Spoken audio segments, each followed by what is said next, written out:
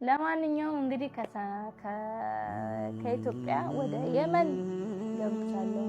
የመን አደን ያው በረራ ያለው አደን ስለሆነ ማለት ነው። ቀጥታ ከኢትዮጵያ ወደ አደን ነው የምትመጡት እና ቀጥታ መጥቻለሁኝ ማለት ነው።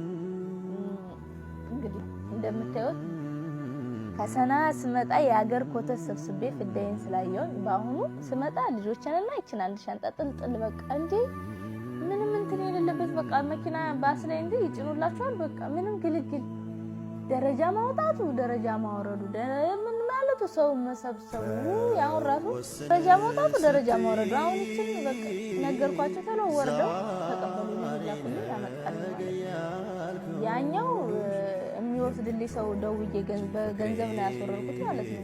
ያ የኛ አበሻ ልጆች ናቸው አግኝቻቸው ከሆቴል ስወጣ ወደዚህ ነው የሚመጡ። ከዛ ስወጣም ደግሞ ድጋሚ ደውዬላቸው ቁጥር ተቀያይረን ነበረ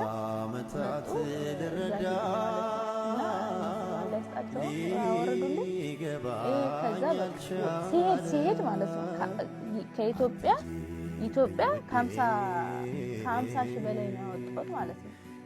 እና እንደውም ይሄን ሁላ ከምገዛ ምን አለ ዘው በዚህ በጣም የተናደርኩት ማለት ነው። ይሄን ሁላ አውጥቼ ኪሎ ከፍዬ ምንና እንደዛ ፍዴን በልቼ መከሬን አይቼ ምን አለ ዘው ኢትዮጵያ በገዛው ያለው ኢትዮጵያ ለምን አልገዛው ማለት ነው። እና በጣም የተናደርኩት አኩኩሉ በሉ ራሱ በኋላ መለብሰው ራሱ ልጆች ደገና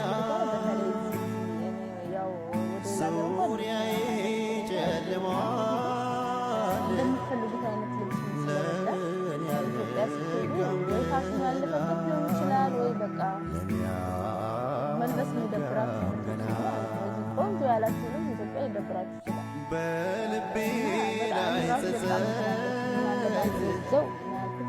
ሐዘን ሰርተሽብኝ እና በዚህ ሻንጣ እንቅልፌ ስነጋ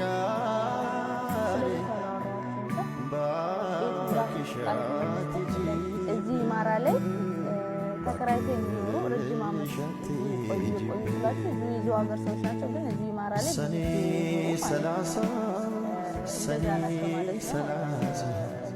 አንዱ ይወድቃል ሌላው ሲነሳ ሰኔ 30 ሰኔ 30